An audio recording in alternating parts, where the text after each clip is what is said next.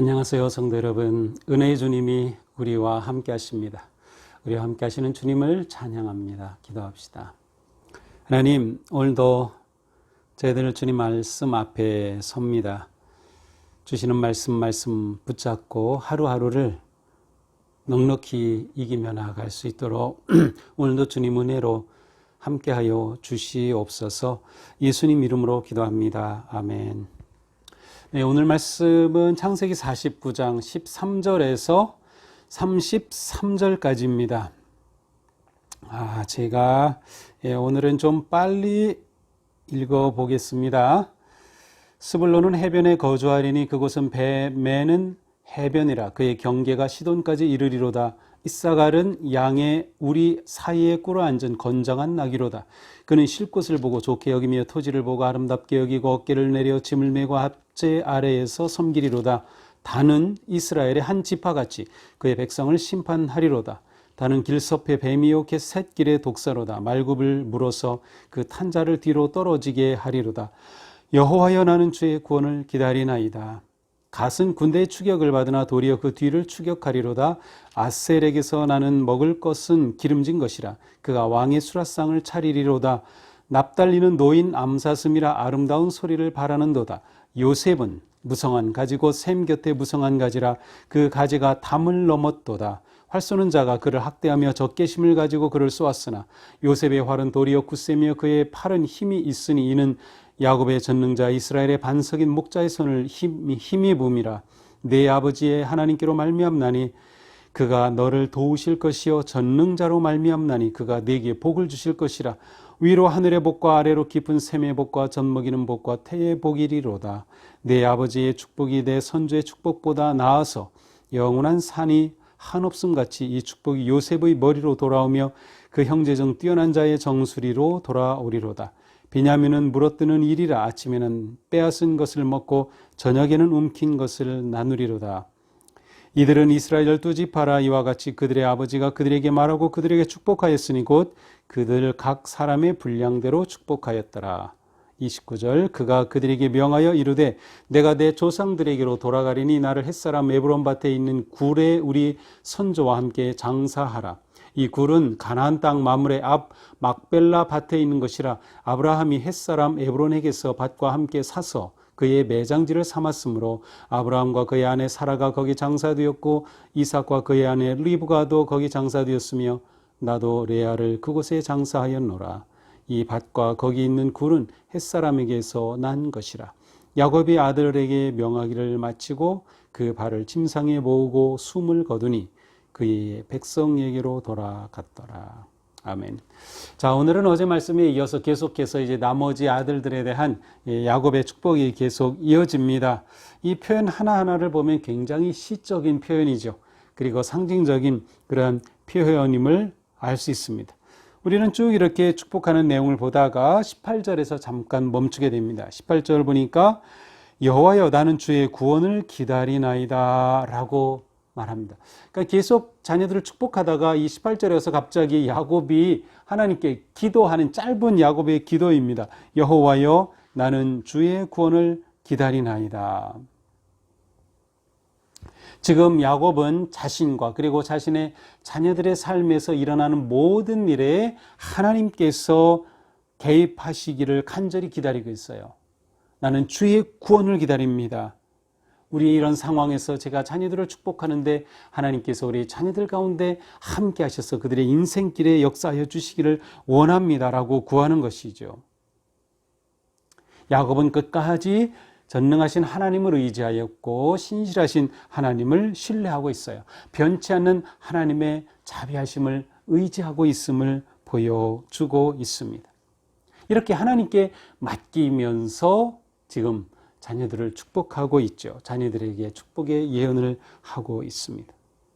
이어서 계속 되죠. 그러다가 이제 22절에 와서 요셉에 대한 축복의 기도가 가장 깁니다. 22절부터 26절까지 이어지죠. 그리고 그 내용도 가장 풍요롭고 또 아름답습니다. 요셉은 무성한 가지고 샘 곁에 무성한 가지라 그 가지가 담을 넘었도다. 무성한 나뭇가지가 샘 곁에서 자라고 담을 넘어 뻗어가는 그러한 아주 멋진 모습을 축복하고 있습니다. 물론 이제 22절을 새 번역에서는 전혀 다르게 번역합니다. 이렇게 돼 있어요. 요셉은 들망아지, 샘 곁에 있는 들망아지, 언덕 위에 있는 들락이다. 완전히 다르죠. 번역할 때의 그 단어 자체가 이렇게도 번역 가능하고 저렇게도 번역 가능한 그러한 단어들이 있고 표현들이 있죠.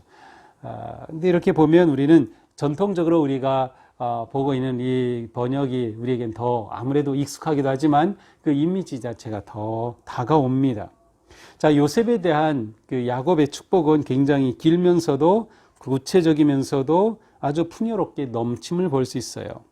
자, 그런데 그 첫 번 무성한 가지, 샘 곁에 무성한 가지다, 그 가지가 담을 넘었도다라고 축복한 후에 23절에 보니까 활손한 자가 그를 학대하며 적개심을 가지고 그를 쏘았으나,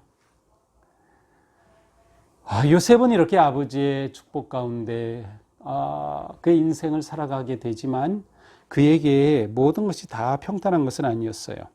그를 학대하는 자가 있고 그에게 적개심을 가지고 대드는 그러한 적이 있었다는 것이죠.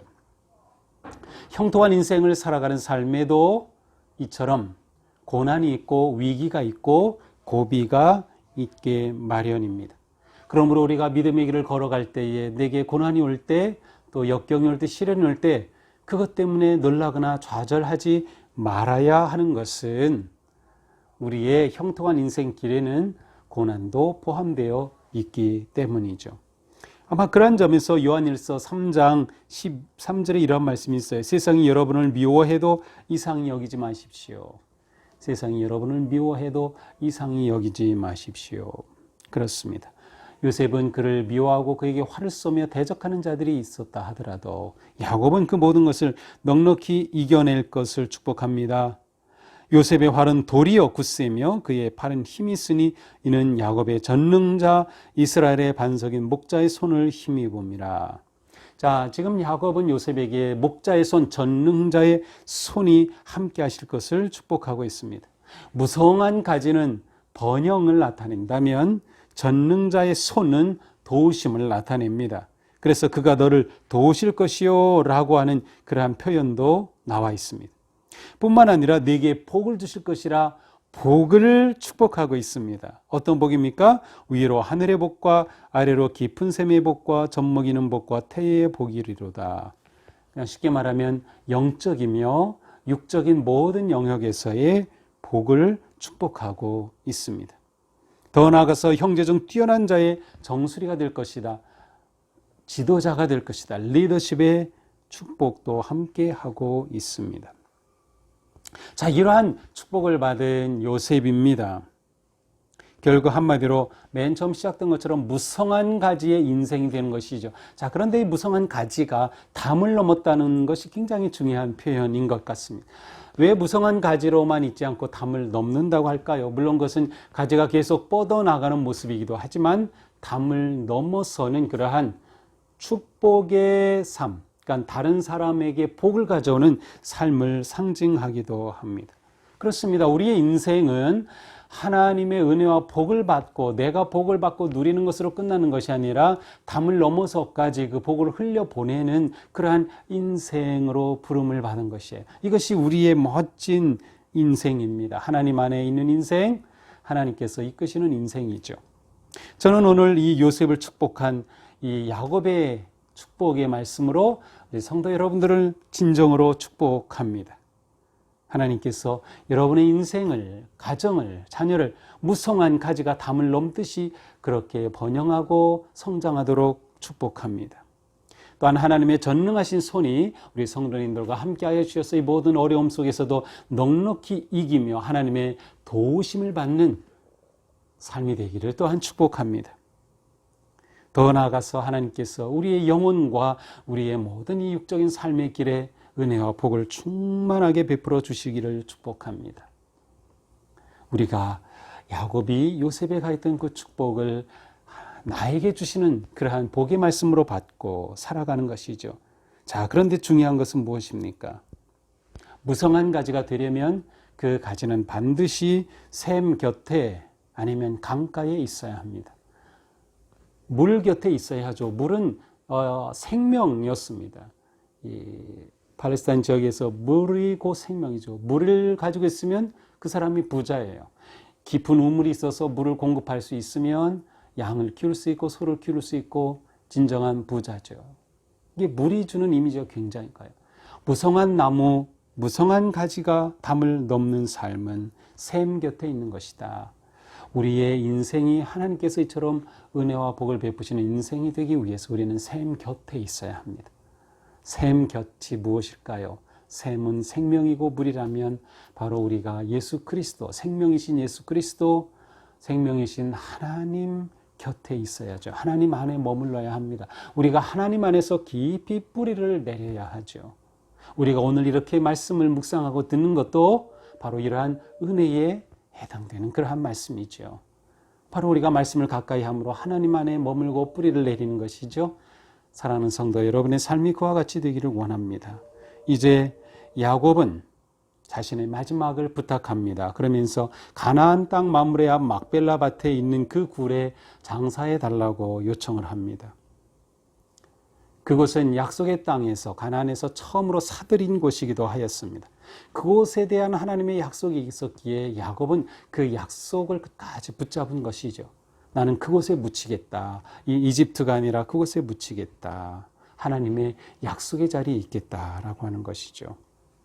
그는 그 믿음을 지켰고 자손들에게도 그 믿음을 수행하도록 내가 죽으면 그곳에 묻어달라라고 요청합니다. 그리고 실제로 야곱은 죽음 후에 이곳에 묻히게 됩니다.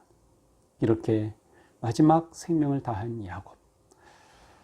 우리는 야곱이 복받은 인생이라고 말하지만 그의 인생은 평탄하지는 않았습니다. 우리는 좋은 복만을 원하고 우리는 고난은 원치 않겠죠. 하지만 우리에게는 어려움도 다가옵니다. 우리가 믿음으로 산다는 것은 어떤 상황에서도 모든 상황에서도 하나님을 의지하고 신뢰하며 믿음으로 나아가는 것입니다. 우리 성도 여러분, 오늘 하루도 담대하게 믿음으로 승리하는, 그리고 하나님께서 야곱을 통해 주시니 축복의 말씀을 우리 성도님들에게도 이루어 주시는 그런 삶 되기를 주님의 이름으로 축복합니다. 기도합시다.